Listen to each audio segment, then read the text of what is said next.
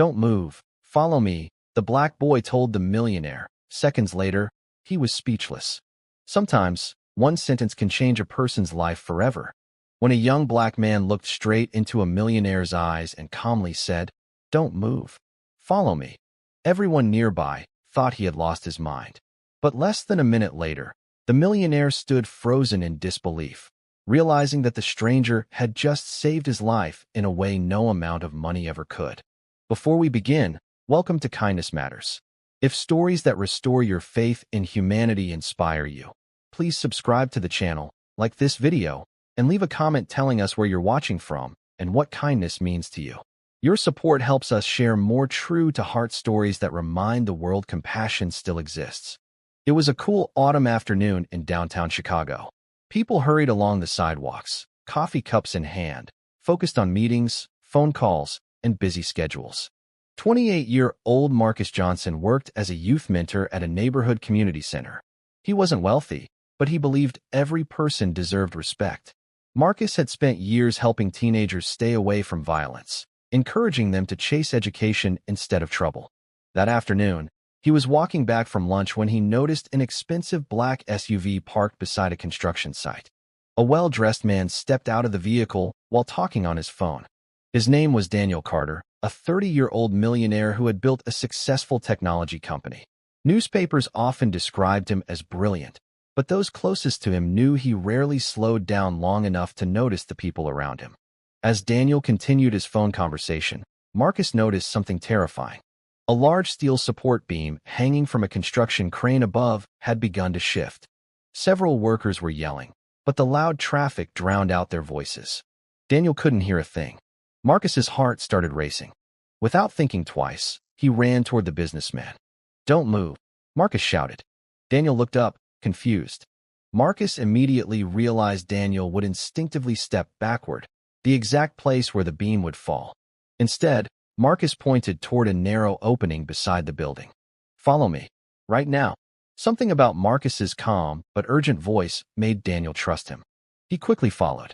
Only seconds later, the massive steel beam crashed onto the sidewalk exactly where Daniel had been standing. The ground shook. People screamed. Dust filled the air.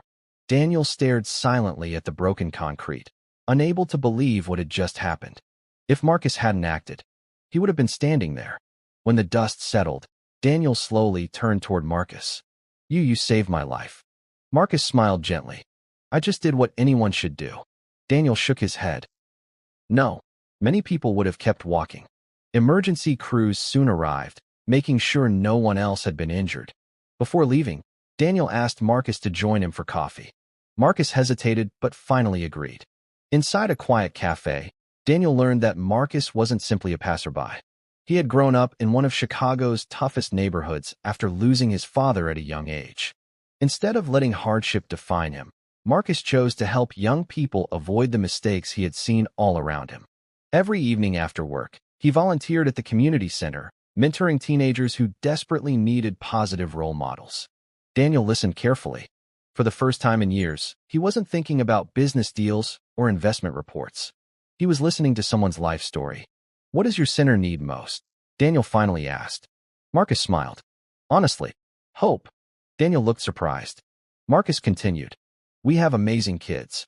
They're smart and talented, but our computers are outdated, our classrooms need repairs, and many families can't afford after-school programs." Daniel remained quiet. He remembered how many millions his company spent every year on luxury offices. Compared to that, helping the community center would cost very little. A week later, Daniel visited the center. Children laughed as they painted murals, practiced homework, and played basketball in an aging gym. Marcus introduced Daniel to dozens of young adults whose lives had been changed simply because someone believed in them. Daniel saw something money alone could never buy: purpose. Over the next several months, Daniel quietly funded a complete renovation of the center. New computers filled the classrooms. The library doubled in size. The gym received new equipment.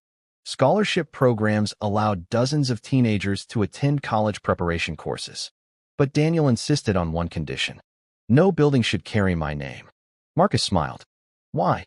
Daniel looked around the room, filled with smiling young people. "Because this isn't about being remembered. It's about giving them a future. The friendship between Marcus and Daniel continued to grow.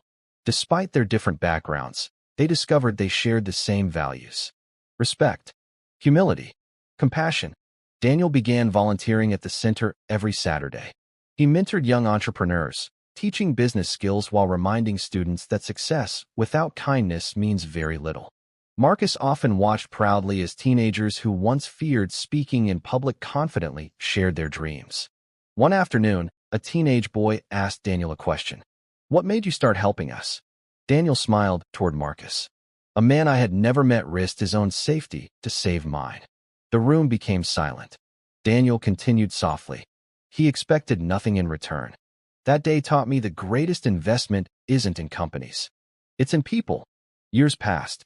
The community center became one of the city's most successful youth programs.